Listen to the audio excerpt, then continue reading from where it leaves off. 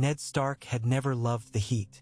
In the north, summer was a tempered thing, a softening of the wind, a languor in the grasses and a sweetness in the streams. Here the air lay on him like a damp cloak. Dust and ash clung to the sweat at his temples and the fine wolf's head brooch that fixed his half-open surcoat. He rode at the pace of an old plow horse, not for lack of urgency, but because the streets of King's Landing had narrowed under char and wreckage, and the people pressed so close that the guards were forever pushing them back with the shafts of their spears. There were faces in the crowd he did not know he had been expecting until he saw them. Boys with soot-blackened hands, women with babies wrapped in torn flags, a bearded man holding a cracked lute against his chest as if it could shield him from steel, a pale girl with a face like a fish, mouth a little open as if she had just surfaced. The air stank of smoke and tannery vats and the baked stale rot of the alleys. The bells had finished speaking and left only a ringing in his skull, the way a hammer's blow can echo in the bone after the blow has stopped. Jory Castle drew his horse up close and murmured something about a faster way through the fish market. Ned nodded. The faster way would be no faster today. The small folk yielded, one ripple after another, and stared at him with a speculative quiet that made him feel both larger and smaller than a man ought to be. Some faces brightened with hope, some sickened with fear, and some were emptied of everything, cupboard thin gazes that had been emptied not by choice, but because something had come and taken from them without asking. He had seen sack and ashes before, but so little of it in his own cause. No, not his own, he corrected himself. Robert's. And then the word itself felt wrong in his mouth. Robert had never been a word to him, only a laugh, an arm thrown about a friend's shoulders, a booming oath, a song shouted badly at dawn. Now Robert was something else, and Ned did not have a word for it that did not sit like grit against his teeth. "Lord Stark," said Vayen Poole, edging in on a nervous gelding with a coat the color of old parchment. "The Lannisters are before us. Their men hold the gate and the keep." "So I was told," said Ned. His voice sounded light and far away in his own ears, as if the man speaking had been left in the north and only the wobbling imprint of him had come south. He looked up. Above the dust and the crowd and the wavering flags, the red keep crouched against the sky. On another day, in another life, it might have looked like a thing made by men. Today it looked grown from the rock, red stone and red sky, and somewhere behind those walls the great iron thing with its 1,000 knives sat waiting like a patient beast that never slept. Jory pointed. Through smoke he saw a line of crimson and gold cutting the street like a river. Men with lions on their cloaks, helms, shields, their spears upright enough to look like a palisade. The captain at their fore had the flat, good-humored face of a butcher. He held up a gauntlet hand, and the Lannister line, trained and sure, pulled the gates of the keep wide enough to admit Ned's party, but no wider. "Lord Stark," the captain said, and his mouth made the words easily, though he had never spoken them before. "Lord Tywin bid me bring you safe." Ned swung down from his horse without looking to see if anyone would be quick enough to catch the reins. They were. He was a tall man made taller by his long shadow. His hair, darker than it looked in Winterfell, clung damply about his brow. He laid his hand on the wolf's head of his sword, not to draw it, to remember it was there. "Do you tell me the king is within?" Ned asked. The word turned to ash as soon as he spoke it. The butcher-faced captain did not flinch. "There is no king," he said. "Not until a new one is named. The throne waits. Lord Tywin will see you." The Red Keep's yards were full of men and noise and the clang of 100 tasks. A pair of boys were beating dents out of a breastplate with 2 hammers and opposite rhythms. Servants ran with buckets. A woman scrubbed at a flagstone, not to clean it, but to take a dark stain out of it that could not be taken out. Somewhere a horse screamed because someone had been careless with a knife or because it had been asked to bear more than it could bear. Somewhere a raven croaked as if laughing at them all. They passed beneath an arch that made Ned duck without thinking, though he had inches to spare. In the lower hall, a statue had been pulled from its niche. The niche was empty, dust-edged. He wondered who it had been. Aerys? Some Targaryen king long dead? Dust to dust? The missing figure left the corridor feeling unheld, as if the weight of the stone had balanced something that now drooped. Pycelle came to meet him, moving faster than Ned would have guessed a man of his age could move, his heavy chain rising and falling over his chest. His beard was oiled and smelled faintly of lavender.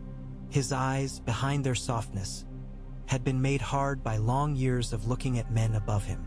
"Lord Stark," he breathed, and bowed more deeply than the old neck liked. A grave day indeed. You are a balm to my old eyes. The city has suffered, yet we shall set it right.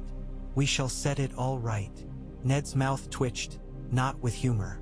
"I am told Lord Tywin waits." Yes, he does. Best not keep such a man waiting." Pycelle's smile was meant to be fatherly and came off as practiced. "Though I am sure he would forgive any delay that spared suffering. We are all, after all, servants of the realm. Servants of what remained." Ned felt the thing he was carrying inside him shift, as if it sought a more comfortable place to sit. He had learned to carry pain. There was old pain and there was new, and this was both. The memory of a blue winter river. A whirl of blue winter light around a bed of blue. The voice that was not a voice, because she had no breath for it. And yet words had come and he had swallowed them like a man who knew he would never drink again. "Promise me, Ned." He had promised. They came to the doors of the throne room. They were wide enough to drive a wagon straight through. The hinges groaned like tired giants. The air changed. It went high and hollow and cool with stone and length. 2 rows of torches hissed faintly in their brackets. Light lay across the floor in generous blocks, dusty with drifting motes that moved as if trapped in their own time. The Iron Throne sat as he had imagined it, and worse. Swords were metal until they were put to use, and then they were function. This throne had been made by men who had not been thinking of function. It looked like something that would cut you for the sin of looking at it. The blades rose and twisted into a spiked bloom that settled into itself only insofar as any chaotic thing will if forced to be still. Lord Tywin Lannister stood with one hand on the arm of the throne, not sitting. He had the face of a man who had never needed to raise his voice to be obeyed. His gold plate had been wiped clean. His cloak hung just so. Beside him, Ser Jaime Lannister slouched in white, a smear of dried blood at the edge of his cuff making the cloth seem even whiter than it was. He had his father's beauty without his father's restraint. Varys stood off to one side, a ripple in the group, in lavender silk that made his bald head look like a polished egg. He gave Ned that faint, conspiratorial smile of his, as if to say that between men of sense there were few true secrets, only the kind you spoke of later as jokes. There were a dozen others. Men with faces like clenched fists, men with faces like meat, men with faces like the kind of work you give to younger men because it tires the back. They watched Ned cross the floor, and every footfall sounded like its own small verdict.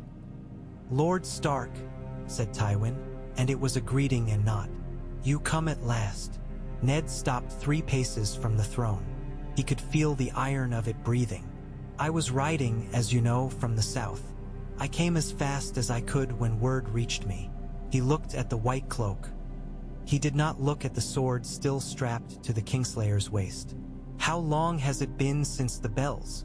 "Long enough," said Jaime lazily, "for the city to be ours. Long enough for the old king to be cold." He tilted his head as if listening. "Hark! Do you hear him?" "I do not hear him." Ned gazed at the boy. No, not a boy, a man, but a man so unused to the full weight of his axe that the weight had made him lighter. "You killed him," Ned said. It was a thing that required saying. "I did," Jaime said. There was pride in it and contempt and some other thing Jaime did not allow himself to watch too closely. He was a madman and a butcher, and his last plan was unwise. He asked for wildfire as if it were pine pitch and sent his last sane men away. "That is as may be," said Ned slowly. "You wore his white cloak." He knew how unfair it was even as he spoke, and also how necessary. Jaime's mouth tightened. Ned saw with the clarity that came at oddest times that he would never truly forgive Jaime for being a boy who had stood before a mad king and made a choice a different boy might not have made. But what rankled had less to do with justice than with the knowledge that decency had no place in that moment unless someone killed it for it. Tywin's voice came like brass rubbed with oil. My son did what needed doing. This city is not ash because of him. His service saved lives. The late king's death was a mercy to the realm and a mercy to himself. Ned did not ask if that mercy had been Jaime's to give. He did not need to win that conversation. He needed to keep the ghosts from dictating what he did next. He gave the throne a glance as if it were a person listening. "And the princess and the prince?" he asked. He meant Elaya's children. He did not trust his voice to say their names. He had never seen their faces, and yet he thought he had. The way children's faces are always a little like every child you have ever known. Tywin did not answer. He gestured. A man shifted. A grim-faced knight in Lannister colors stepped forward. He carried 2 small bundles wrapped in crimson and gold. The cloth had been carefully tucked, the way a careful nurse will tuck a child, too tight at the corners, the neatness worse than any slovenliness. The knight knelt, as if to lay the packages at Ned's feet. Ned did not look. He did not let himself look. The air moved around him, and he thought for a horrible instant that the room itself was breathing. Jory had stepped forward without being told and planted the tip of his sword against the stone at his feet, his hand white at the knuckles, Vericide soft as silk. "A hard thing," he murmured. "A hard thing. Done, perhaps, to save harder ones." Pycelle had tears in his eyes, the kind that never fell. "The realm," he said. "We must think of the realm." Ned closed his eyes. In the darkness, Lyanna's eyes opened. Around them a ring of blue and snow and blood all at once. "Promise me." He opened his eyes, and the light came back not as a blessing but as a cold tool. "What is done cannot be undone," he said, and his voice's steadiness surprised him. "But there will be reckoning. For this and all." Tywin's face did not change. If he had a heart that beat more quickly at those words, it did so in secrecy. He lifted one shoulder the smallest amount. "The realm is a field of nettles," he said. "A man must grasp them or be stung." "A man can also weed," said Ned. "You have brought me what I did not ask for. I tell you this, Ser Gregor Clegane will be brought to account for these murders. Ser Amory Lorch, too. I will have them before me. And if they are not found?" Tywin did not smile. "War makes a fog. Men become lost in it. Then the fog will be burned away," Ned said. He heard the hiss of someone drawing in breath among the Lannister men and was glad of it without being proud of being glad. "I will issue writs. I will command them. If they flee, they will be declared to have fled my justice. And all who shelter them will be judged my enemies." Pycelle made a little sound like a dove. "Great Lord, think." "I am thinking," Ned said, "and I am done with not thinking." This hall had seen too much of that. The conversation, such as it was, had cut the air into sharp pieces. It left them bleeding without blood. Tywin inclined his head. Not refusal, not consent. What he did was hold a promise and a threat inside the same gesture until they were indistinguishable. "You speak of justice," Tywin said. "I do not oppose justice. I oppose folly. The realm has no king. The lords will convene. The city must be made safe. The men must be paid. The grain must be bought and moved. I set my shoulder to these tasks, as did my forebears. I will not see the realm undone over a pair of dead children whose blood held a danger to all of us." Ned's hands were steady at his sides. His sword hung there like a silent companion. "There are some things a realm cannot survive," he said. "One of them is the murder of children and the law smiling at it. Do not mistake me. This is not a question. This is a command. Give me Clegane and Lorch." Jaime's eyes gleamed. "And if my lord father declines to present them?" Ned looked at the white cloak. "Do not counsel him to decline." There was a long, soundless beat that perhaps lasted a lifetime. When Tywin moved, it was to step back, a courtly half-pace, a gesture that could be read as deference if you wished to read it as such. "We will speak again," he said. "There are matters to share between men of weight. A Lannister does not refuse a true king's justice. It would be helpful to know, for certain, whom the true king is." The word king wrapped around the room and made it smaller. Jon Arryn came through the far doors then, as if he had been waiting for the moment to be right. His beard had more white in it than it had a year ago. Beside him, the weathered frame of Stannis Baratheon looked like a beam washed up after a wreck. Stannis's lip was thinner than usual. He bowed to neither Tywin nor Ned. The room made room for him purely by virtue of how unimpressed it was with him. Men learned to stand out of Stannis's way, so he did not need to learn to move among them. "Lord Stark," Jon Arryn said, and the sound carried more relief than he intended. At last, the city breathed shallow. It needs a rhythm it can follow. It needs a heart. Stannis said nothing to Ned. His eyes slid without warmth across the iron behind Ned's shoulder. "Did you see the stores?" He asked no one in particular. "There is grain enough for a fortnight and half of it rat-bitten. The ships are looted. The harbor is chaos. Men with no business holding a blade are holding blades." Ned gave him a single nod. "Then we must make them put those blades down." Jaime made a little flourish with his hand. "You might sit," he said, "if only to try it. Pinches once. It pinches." Ned did not turn to the throne. He did not think of sitting or not sitting. He thought of the end of things and the beginnings that came after the ends people mistook for ends. "No man sits on that thing because it is comfortable," he said. "Some do," murmured Varys. "Some find comfort where others would not think to look." Jon Arryn placed a hand, light, on Ned's arm. The older man's fingers had the dryness of parchment that had lain long in the sun. "Ned," he said, "it is time to think of what comes next."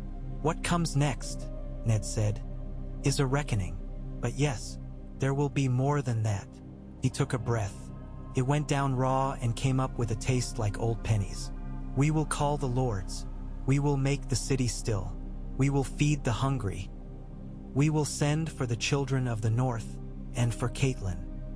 He could not say Cat's name and keep his voice entirely smooth, but then he did not care if it trembled.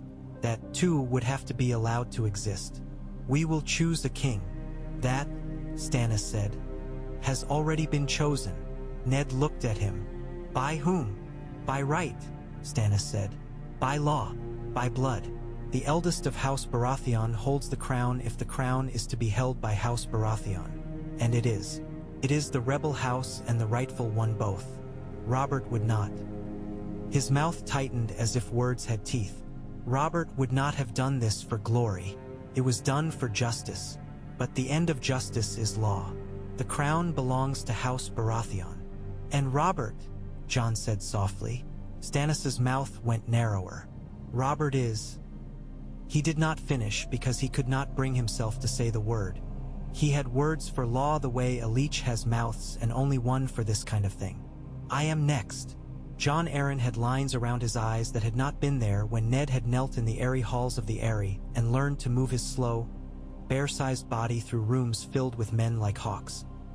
He glanced at Varys, who shared back a wise, empty look, then at Pycelle, who looked at the floor, then at the men from the west, who watched as lions watch at the edge of a torchlit camp. "There will be arguments," Jon said in that calm, cool voice that had reasoned hot men out of killing each other in corridors before. "There will be claims. There will be war," Stannis finished. "If law is mocked, there is always war. Law is the rope you tie the realm to. Cut it, and it drifts," Varys said, as if he had been waiting for his turn. "Sometimes into gentler waters, sometimes toward rocks." Ned could feel the eyes on him, wanting him to be net or knife. He looked at the iron bloom and thought of nothing at all for a long moment. When you emptied yourself like that, what was left behind was clearer. He thought of the cold gods wood in Winterfell and the way the carved face had Rhaegar dead him without regard for his human pains. He thought of Cat's laugh in the morning when she had not yet had time to refit duty onto herself. He thought of a boy with another boy's laugh and terrible joy at riding downhill in the wooded uplands with spring just breaking the last of the snow on the hillocks. He thought of Lyanna's mouth when she smiled and the moonlight pouring along the curve of her cheek when she had silly notions of a life that had not been hers to want. "Promise me, Robert," he said at last, and his voice was a stone dropped into a pool. "Robert is not here."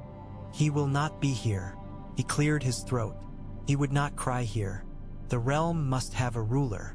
It must have a face to look at and a voice to listen to. Whoever that is must hold the city firm and clear as a knife's edge. He looked at Stannis. I do not deny law. I honor it. But there is also peace.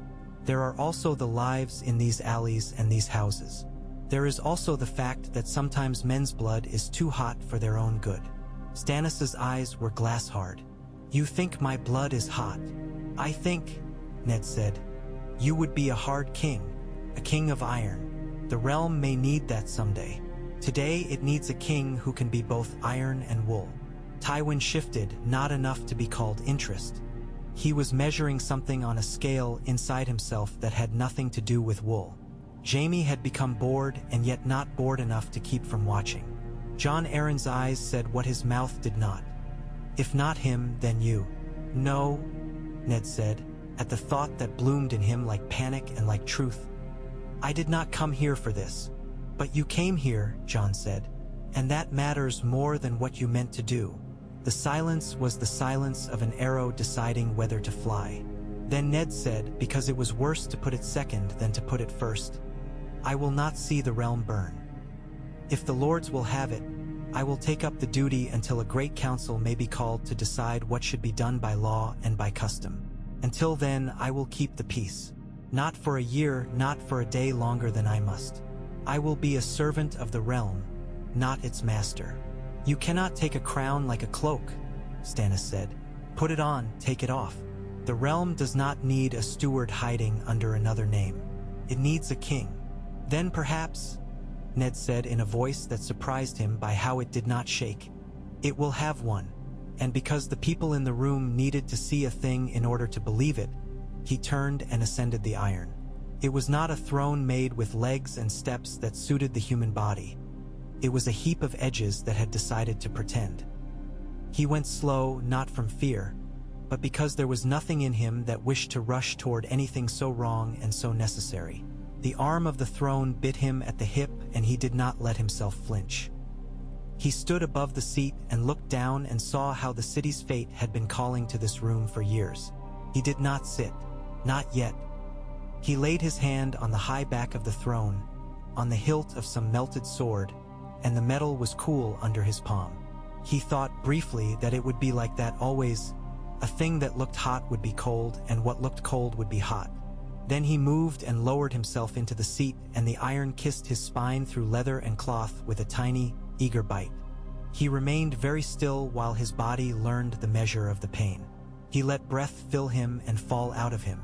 Then he said, "Quiet," the words that would be remembered and misremembered. "In the name of the realm," he said, and he did not say the gods, because he did not love them as the South loved their glittering September. His gods had no mouths. "I, Eddard of House Stark, will hold the peace and do justice until the lords of the seven kingdoms are gathered and the realm speaks. I will be guardian of the law I am capable of understanding, and of the weak whom the law forgets. Let all men see and hear and know that this is done." Pycelle whispered, "Done?" Like a man tasting wine he had kept too long. Varys's eyes shone and gave nothing away. Jon Arryn bowed his head once and then again. Stannis did not bow his head. Tywin's face did not move at all. Jaime made a courtly bow that was just on the edge of mockery and too graceful not to be real. A boy was sent to ring a bell, and the sound rolled out of the hall and into the lungs of the city like a draught of cold water thrown down a fevered throat. The word went out. The wolf had taken the throne. The wolf had put a hand on the lion's mane and not flinched. The wolf had put a sword under Law where Law had been chewing on a bone. The city gasped and then breathed again. Ned sat long enough for the image of him to be fixed in all their minds. Then he rose and the throne tried to keep him and failed.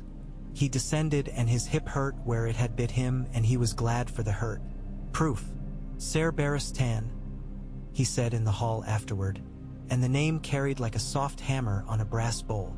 The old knight came forward and went to a knee with more grace than some men of half his years. The bandage under his hauberk stained the linen a color like old cherries. He had been wounded defending someone or no one. He had been wounded at his post. He did not make a show of it. His face was all honorable lines and the flat humility of a man who knows what he is worth. "Rise," Ned said, and Barristan stood. Ned took the white cloak from a silent boy and laid it over Barristan's shoulders. The symbolism felt heavy in his hand and real. "I ask you to lead the Kingsguard," Ned said. "Your oath's true meaning is to protect the innocent.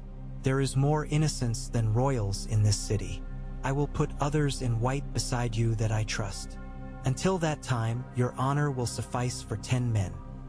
The old knight bowed his head and his mouth moved as if he spoke to someone who was not there. Then he said simply, "As you command." And, "Sir Jaime Lannister." Ned turned and every eye turned with him. "You will return to Casterly Rock." For a moment Jaime did not understand the words, or pretended not to. He tilted his head. "Your Grace," he said, and it made Ned feel the same wrong he had felt when any man had called him Lord in that peculiar tone that meant something else. "You were a Kingsguard," Ned said. "You broke that oath when you put your sword into the king. For this you will be neither punished nor honored. You will go home, take off the white cloak, be your father's son. When a new Kingsguard is made, you will not be among them. If your honor demands that you see this as a punishment, then see it so. I see it as a kindness." Jaime's mouth did a small, private thing. Beside him, Tywin did not move. "My father's son," Jaime repeated, and the repetition sounded like a thing he had tried not to be for as long as he had been breathing. He unfastened the white cloak and it slid from his shoulders with a whisper. For a moment, he held it, and then he let it go and one of his men stooped swiftly to catch it as if it had been a drop of wine about to hit a white tablecloth. Jaime bowed low enough to be insolent and low enough to be obedient, and then he rose and said nothing, which was the first wise thing he had done in an hour. "Lord Tywin," Ned said, "you have heard me about your men." "I have heard," Tywin said. "Then go," Ned said to them all, not as a dismissal, but because sometimes the most merciful thing any hall can do is empty. Afterward, he did not go to a feast or to the council chamber or to a bed. He went to the Godswood of the Red Keep, which was a poor godswood and had no heart tree. The careful southern gardeners had planted elms and myrtles and a willow whose branches shook like a girl's hair in rain. A little pool lay under that willow and the wind shivered it, making a mille-fleur tapestry of the sky. The air was cooler here in a way that made you doubt your own senses. He knelt on the poor grass and put his hand to the earth. It did not answer and he did not blame it. He said nothing aloud.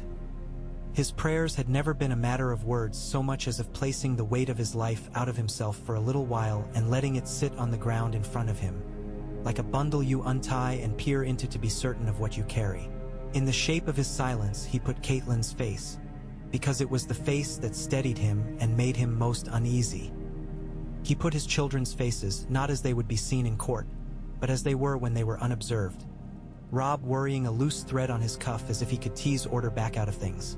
Sansa with her mouth a little open when she read as if she meant to swallow the words. Arya's knees perpetually green and serious. Bran with the solemnity that young boys sometimes have when they have not yet been taught that solemnity must be earned. Rickon a warm weight on a winter morning when he had come into the bed with his fears and promptly fallen asleep across Ned's heart. He put Benjen in and the wall.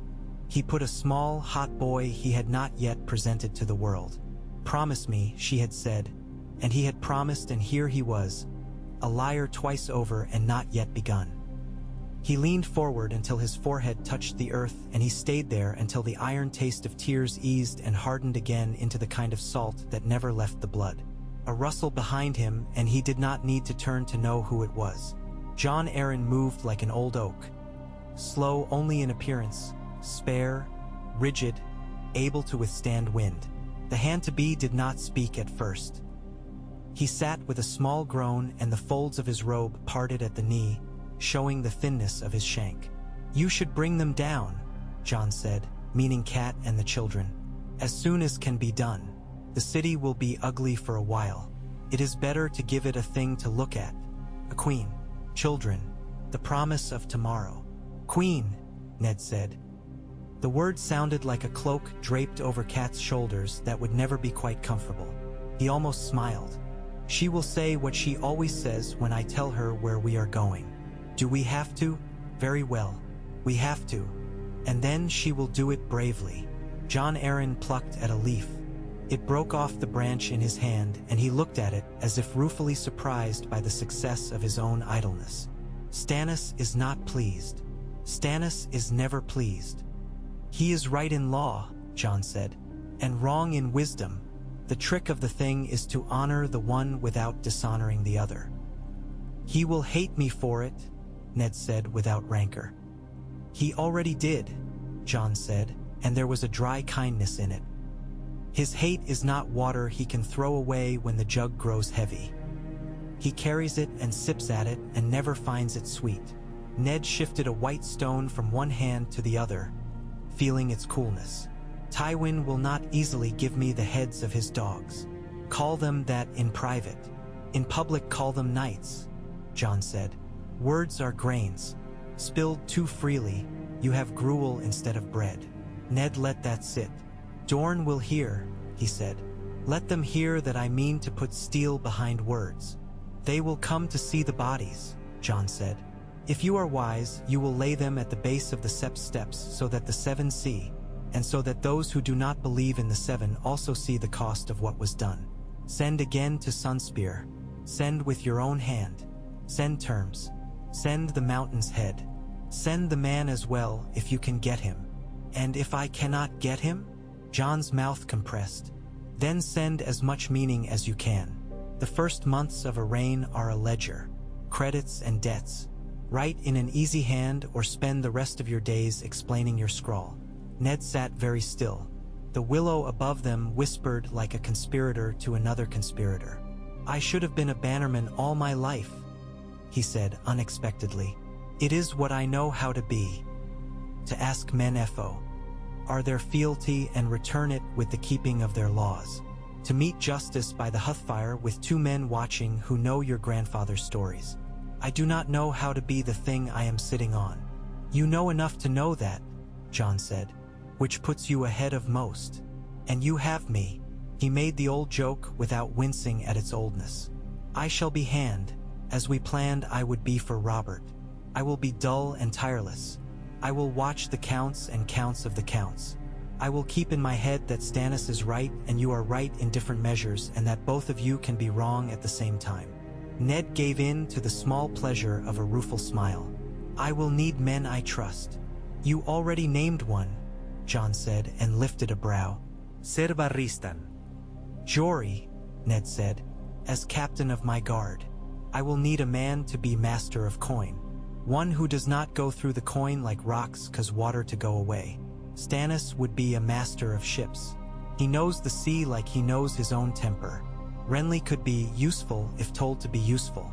Littlefinger, Jon said without eagerness. A cunning man with sums. Not loyal, not disloyal. Loyal to the game if to anything. He knows the city's pockets. He knows how to put money in them. He owes me, in a way, though owing does not matter to a man like that except as it can be turned to his own account. Ned grunted. He did not like the thought of a man who liked games near his children. He would have to determine how much he disliked it and how much he would tolerate because it fed the city. The ledger. He had a sense in him that would never relent from asking each hour what is the price of this thing, and who is paying it, and with what coin. They were interrupted by Stannis, who did not so much arrive as occur. One looked up, and there he was looking down as if he had been born with that posture. He did not sit. He looked at the two of them together the way a man looks at salt pork, calculating how long it might stretch if one eats carefully. An audience, he said, and he made both words equally ugly. I require one. Of course, Jon said cheerfully, and got to his feet as if a day's labor had just been offered. I shall leave you two to it. Do not come to blows. It would be poor form to do it here. Stannis waited until Jon had gone and then stood there, not fidgeting, not shifting, making his stillness a rebuke to all other forms of movement. You have done a thing, he said finally, and it cannot be undone easily. My respect for you does not erase my contempt for what you have done. The law is not a tool you may use when it pleases you to restrain others and fling aside when it restrains you. Ned stood. He was tired in some bones he had not known existed. "Sit," he said, because the courtesy cost nothing and Stannis would not like it. Stannis did not sit. "You offer me a chair the way one offers a dog a bone," Stannis said. "If you were a dog," Ned said, keeping his voice even, "you would be easier to predict." Stannis's nostrils flared. "I will serve," he said at last. "Not because I accept you, because the realm must be kept. But do not ask me to pretend that your kingship is anything but a stopgap. I will not bow." Ned weighed the words and let them lie where they fell. "Serve then," he said. "Not me. Serve the people whose names you do not know. Serve the docks and the granaries and the men with rope burns on their hands. Serve the ones with sores on their legs and no bread for their children. And when the council meets, speak for law. Speak for it until we call the lords and law is set over all of us again. If I can be persuaded to put this burden down sooner by law, I will be grateful to you for persuading me." Stannis stared at him long enough that the air became aware of itself, and then he inclined his head, one small jerk of the neck that was less acknowledgement than the body's attempt to relieve a cramp. "I will hammer at you like a blacksmith at cold iron," he said. "Then perhaps I will ring true," Ned said. Stannis went as he came, without leaving the scent of him behind. Evening came with a coppery light that made the Red Keep stone look like wet meat. The city's noise had the timbre of exhaustion layered over excitement, like a crowd at the end of a long day at a bad fair. Ned moved through it with the steady motion of a man pulling a sled through deep snow and only thinking of the next step and not of the miles ahead. He had rooms now, not Ares's, not yet. He was not ready to put his head down where Ares had dreamed his green dreams and set men on fire in the theater of his mind. The stewards hurried to arrange something suitable for a king who had not yet become a king in law. His chamber held a bed too soft for him and a window that looked toward the river. The river made a sound like a man thinking.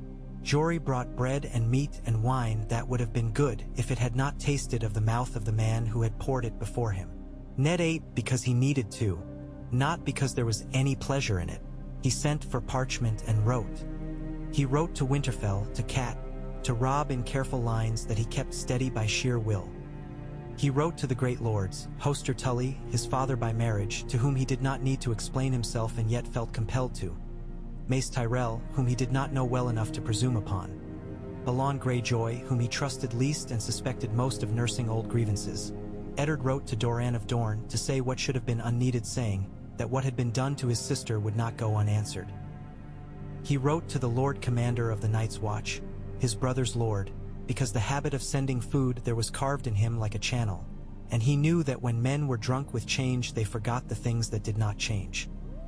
He wrote with his stringy, uncompromising hand until the candle burned down as far as it could and scorched the bee. Ras of its stick. When at last he put his head down, he dreamed a bad dream that was not entirely bad. In it he stood in a winter what he knew and did not know, and the tree's black bones reached up into a sky the color of a tarnished blade. His father sat on a stump and sharpened a knife, and the sound of stone on steel was comforting the way the sound of oil on a hinge can be comforting if you love the door. Lyanna was there, not as she was when she was dying, but as she had been once, half wild and half laughing, her hair a tangle that never obeyed. She did not speak. She put her finger to her lips and the wind obeyed her. The leaves ceased moving.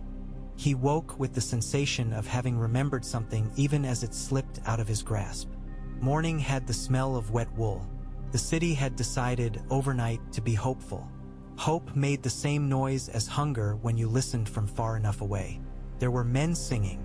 There were men dragging bodies.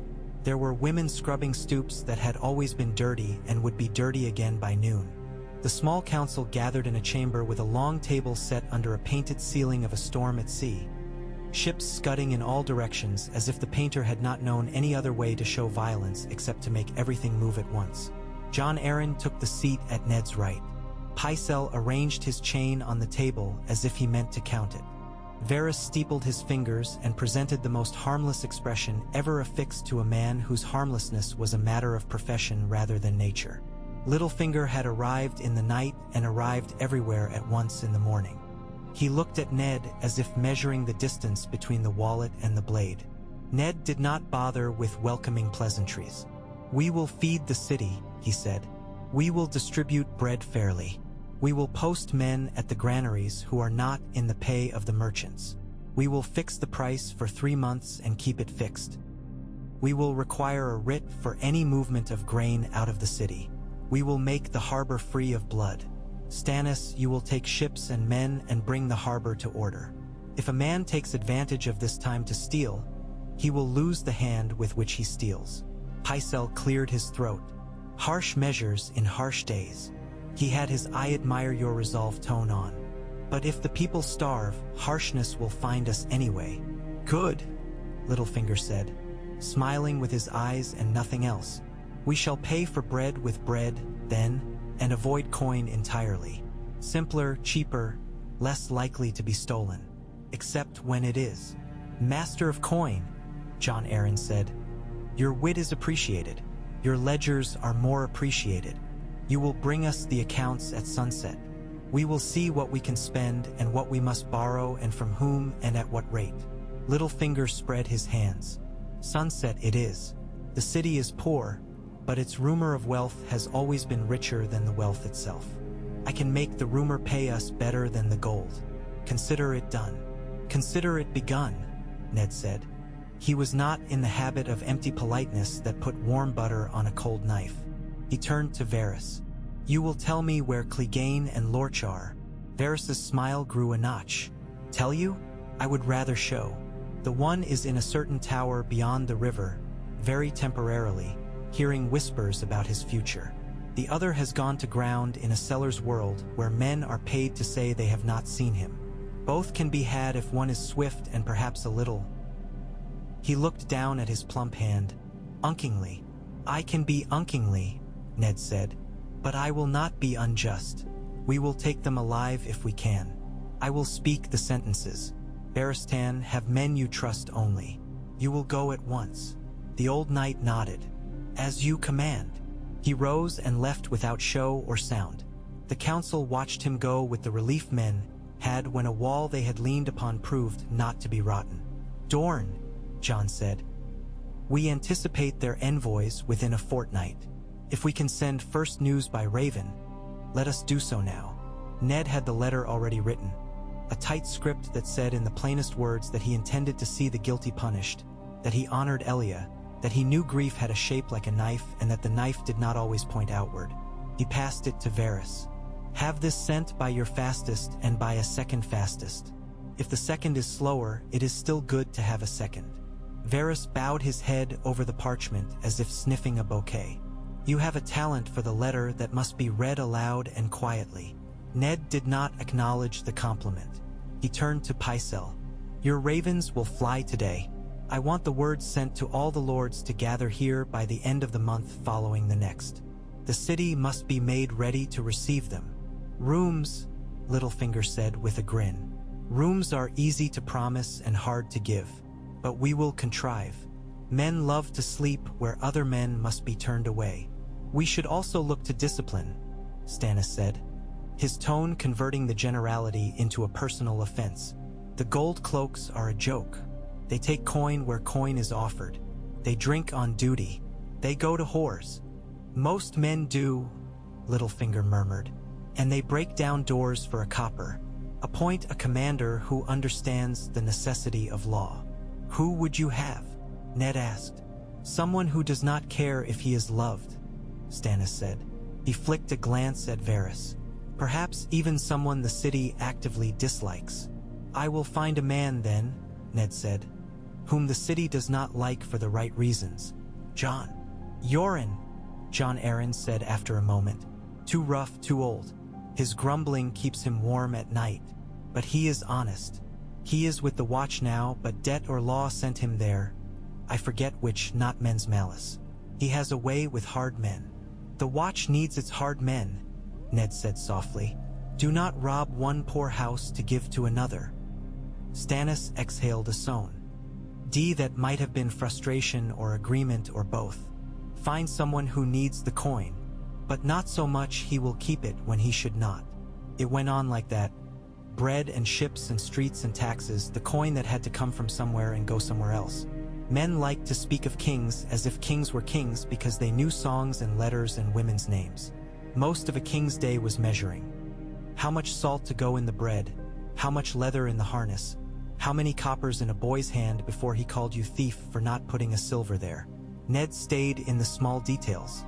If he looked too far ahead, the road would frighten him, and then he would place his feet wrong here. Before noon, a messenger came to breathe that Ser Gregor Clegane had been taken.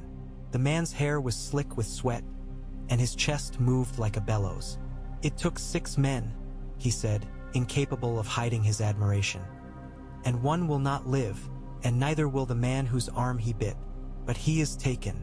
Ser Barristan wanted it said that his lord sent no men to take him but his own. Ned closed his eyes and opened them.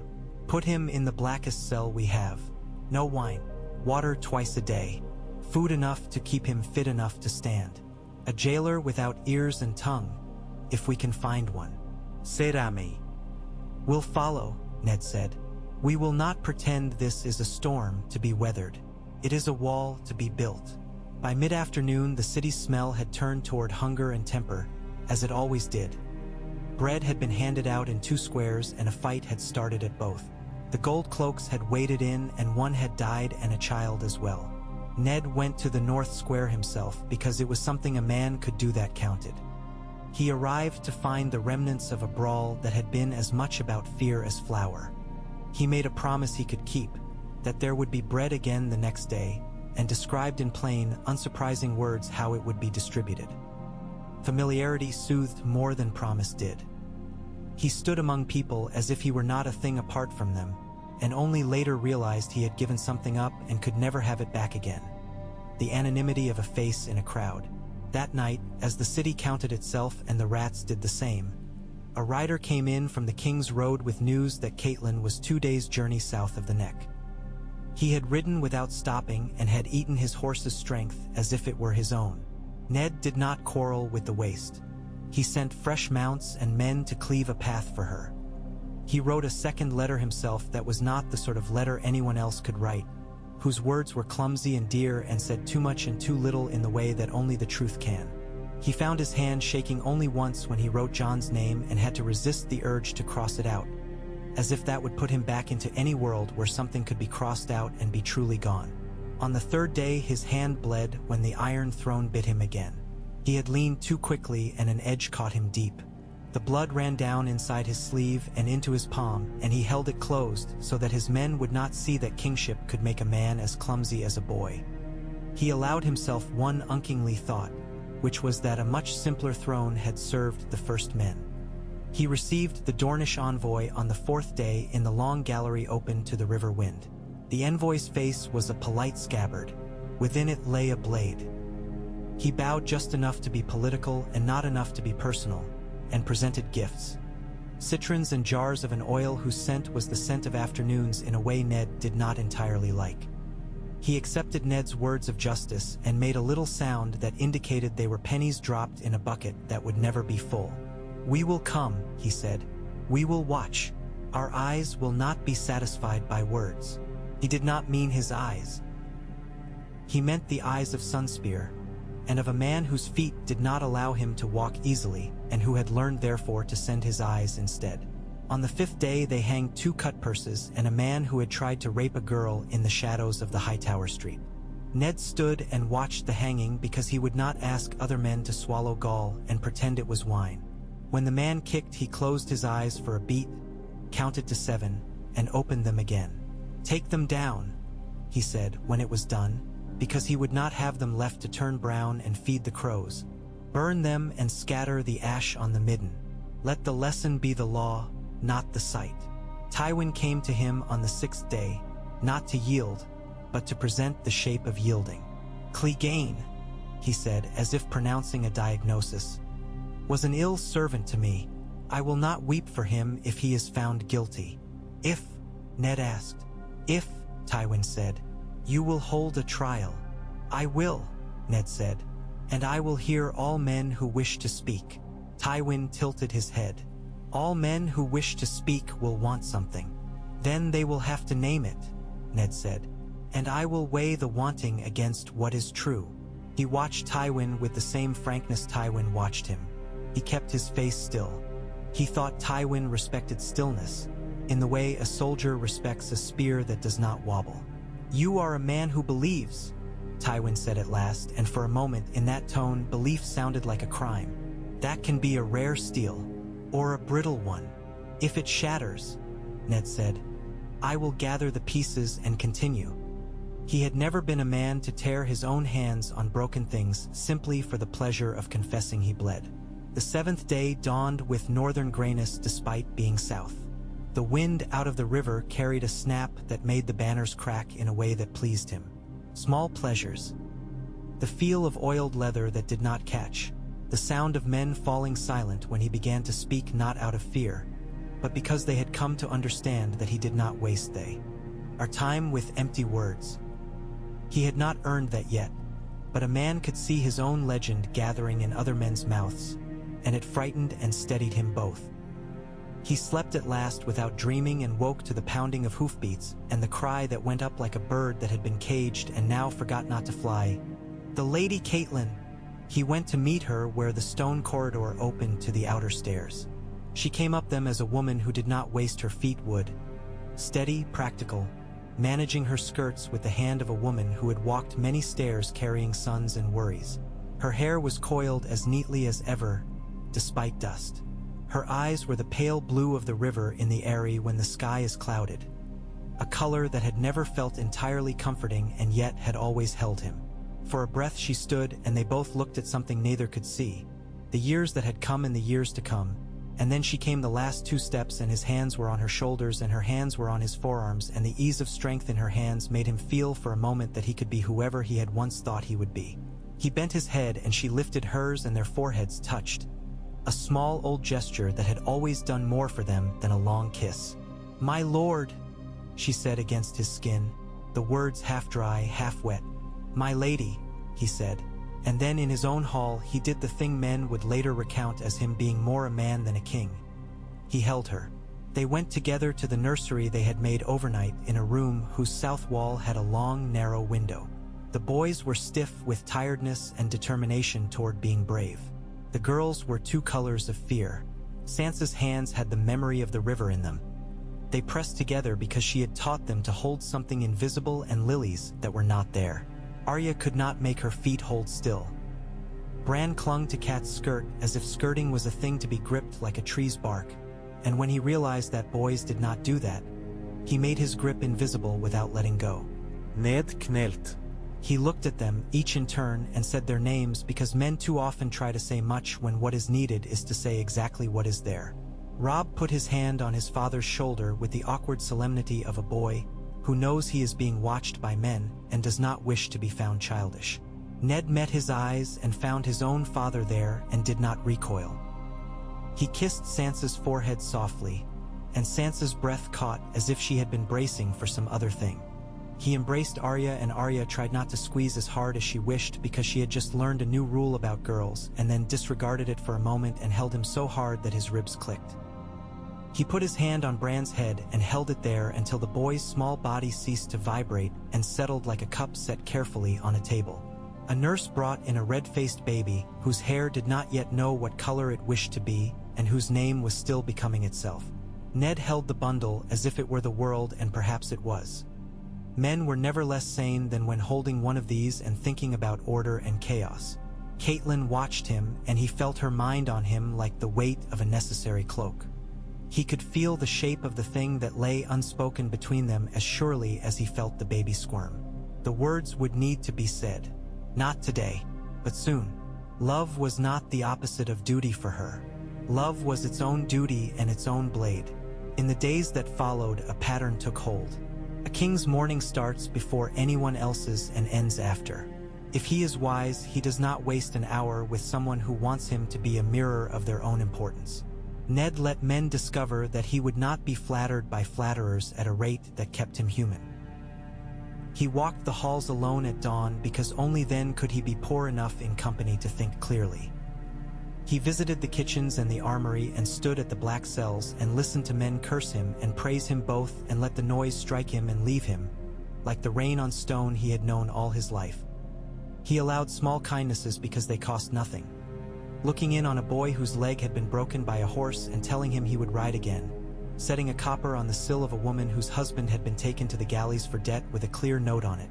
Return this when you can and not before. He did not announce these.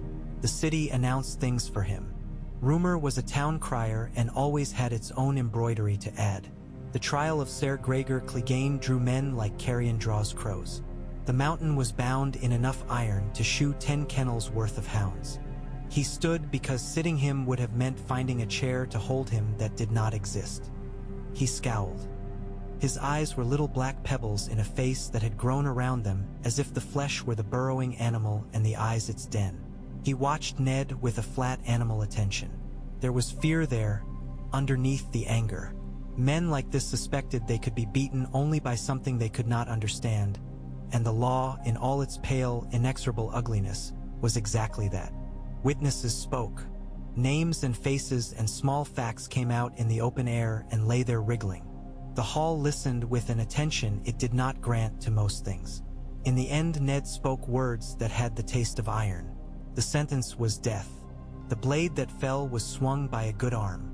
The head rolled in a neat curve and stopped with enough dignity that even the men who had come to drink in the sight of it sobered. He had the body burned, as he had said he would, and the ashes scattered. He sent the head south in a salted box with a sealed letter, and this time it was enough even for Dorn to call quiet for a while. He did not delight in these things. He did not imagine they made him a man of consequence. If anything, they add the effect on him of scraping him clean at the end of the day so that he could be written upon again tomorrow. Some nights he went to the gardens with Cat and their children and walked among the southern blooms, whose scents were entirely too certain of themselves. Some nights he went alone to the willow and knelt and said nothing and allowed the shape of his thought and his pain and his fear and his hope to be what they were. He began to sleep again in a way that did not leave him with a hangover of dread. He received envoys from the Reach, where the green things grow and men forget that green things can strangle. Mace Tyrell tried to be smooth and plump and sincere, and failed at all three in a manner that made Ned almost like him. To be obvious in court was to be honest in a way. Olenna Redwine was behind him, not the face of the envoy but the spine of it, and she had eyes like needles. She said little and saw much, and Ned did not resent being a fabric to be sewn or cut to pattern. Better that than the kind of fabric that unraveled when touched. He found himself thinking of Sansa when he spoke to them and judged his words by how she would learn to measure men by them. He did not promise the Reach what it wanted. He promised what he could afford to give. He sent them on their way with a sense that they had not been cheated, which is the most expensive thing in politics. Balon Greyjoy's reply from Pike was as flinty as the rocks his castle stood upon. It did not reject Ned. It did not accept him. It reminded him of old insults and hinted at new. It warned of hunger on the islands and how hunger turns men at sea into wolves who do not care which ship they bite. Ned wrote back in the same tone exactly, and then did the thing Balon always respected. He sent ships. Winter came into his thoughts the way it comes into a man's bones in the evening. Not yet here, but there, like a stain growing. Benjen wrote from the wall of cold mornings and sparse mail, and the sense that the forests were listening too closely. The ravens brought poor news and small news both. Ned kept sending grain north and men when he could spare them, and good strong leather boots when he could find a man to make enough pairs. There were weeks in which nothing happened but the exactly wrong amount of something. He learned to live in that exact wrong amount, to eat with it, to lie with it beside him in his bed and breathe with it in the dark. He learned how to be addressed as Your Grace without feeling the shape of mockery in it. He learned to take pleasure in Cat's hair being down at night and in the way Sansa's voice was learning to carry in the rooms of state. He learned not to correct Arya when she called Varys the spider in front of Varys, and in the way Bran took it upon himself to count the steps up to the small council chamber every day and keep track of whether someone had been sweeping them. He learned, finally, that secrets are not coins one can simply keep in a purse. They are a living thing that writhes against the cloth until it either chews its way out or suffocates. He had promised Lyanna, and that promise had become a boy who grew every day, and the boy was a secret only in the way a waterfall is sometimes a secret when no one can reach the ravine to look at it. The sound still carried. He told Caitlin. He told her on a night that had been good enough to make telling possible. Soup, simple and honest, and bread that did not taste of ash, and the children in their beds and safe. He told her as one tells a thing that will ruin you and save you both. He told her not to be forgiven, but because to live without telling it would be to put a blade under his own ribs and leave it there forever. He told her, and he watched the shapes that passed across her face. Surprise, pain older than this news, anger, calculation, love, and something colder than love that had always been part of her and that had kept them alive.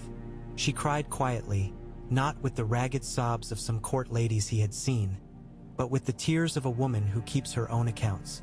"You should have told me sooner," she said when she could speak. "I should have," he said. "I should have, and I did not, and I have no defense except that I did not know how to do it and keep a promise I swore on a bed soaked with my sister's blood." Caitlin drew in a long breath and let it out.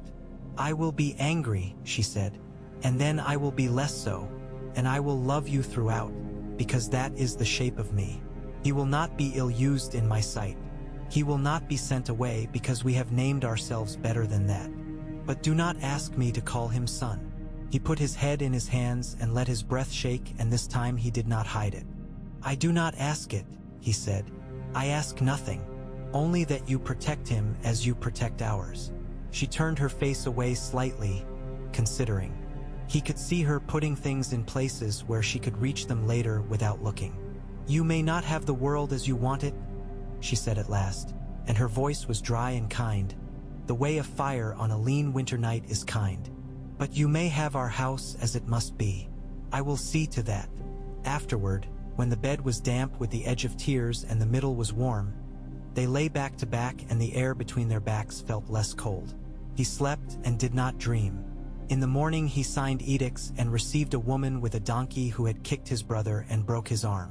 He laughed at the thing in a way that made the whole court blink. He sent money and a barber to the man. He set Barristan to training young knights who wanted white and had not yet earned its weight. He provided a stipend for a widow whose husband had fallen from the walls at Duskendale 10 years gone and had left her with a garden of time.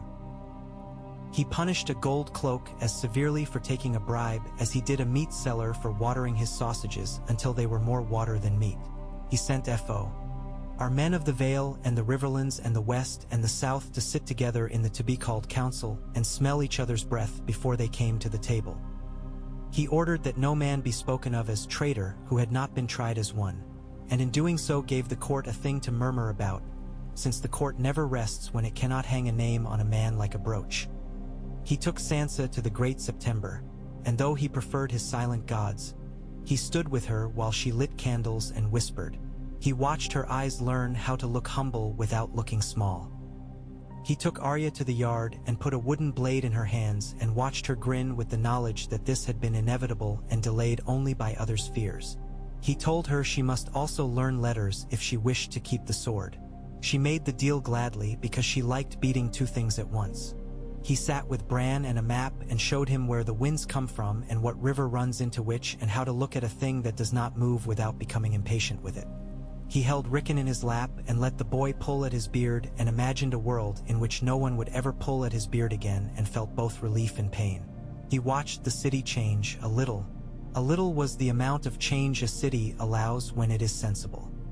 He watched Tywin's men make fewer shows of themselves and heard of a Lion Sigil flag taken down in Flea Bottom with violence and then put up again the next day in the same place without violence. He watched Littlefinger make the coin appear in the right places like any good conjurer. He watched Varys feed him truths salted with falsehoods and learned to swallow the taste of it.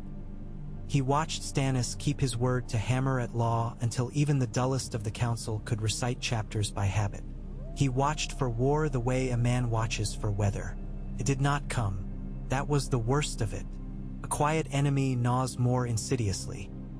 When at last the lords began to arrive for the council, They came in such colors that the city looked briefly like a market of spilled paints. They came with banners and drums and pride and old stories sharp and new. They came to see the man who had taken the throne without seizing it and held it without renaming it. They came to see if he could be bullied, threatened, seduced, reasoned with. They came like wolves come to the edge of a clearing where another wolf sits. They came like crows come to a plow. Ned opened the doors and let them in. In those days it became plain to him that a man's virtue, if it is to be any use to anyone else, must be nailed to a beam and used to build. He had thought virtue a thing like a river's current. You went along with it or turned your boat against it and were swept. It turned out to be more like a plank and a nail and the willingness to hold it steady while another man struck. In the acts of each day there was so much smallness, so much that even a boy could do if you taught him well. And in each smallness there was the entire weight of the realm, as if the whole were hiding, sheep-like, in the shrubbery. That is how the opening of his reign went. Slowly, with the rhythm of breath and bread and blade, with the court learning to listen because he did not shout, with the city learning to stand in line because those who did not were sent to the back, with children learning to sleep in rooms that did not smell of smoke and fear, with men learning that kingship could be an act of daily attention. The throne bit him less often. He bled when it made sense to bleed, and not simply because it was iron. Beyond the city, the world did not allow itself to forget itself. Ravens carried whispers of a pale boy king across the seas, of a sister not yet flowered, of a loyal knight dying. Ned did not turn his face from that, but he did not lose himself in it. There would be time to look outward and judge what to do about those two children and their dreamers' protectors. There would be time to decide if mercy could outwardly be what it was inwardly, stronger than scorn and less satisfying to men who preferred to see their justice washed green. For now there was bread. There were men at his doors at dawn with petitions. And there was his hand, heavy with ink, and there was his sword, heavy with law, and there was his heart, heavy with promise. There was Caitlin at his side, the line of her mouth not entirely easy, and her hand steady under the table when his squeezed it once. There was Stannis's relentless voice and Jon Arryn's careful humming of agreements and denials and Littlefinger's quick-fingered calculations and Varys's soft sandaled steps. There was Tywin's gaze, and there was the city's breath, and there was the sound of a willow whispering things no one could quite hear to a shallow pool that threw a broken image of the sky back up into the hot air. Men would later say he changed the city. In truth, he did what any honest carpenter does in an old house. Shored up the beams, scraped mold from stone, mended the parts that could be mended and cut away rot where the knife would reach. He made it so that other men could live. He did not call that greatness. He called it morning. And morning came, day after day, and he stood to meet it.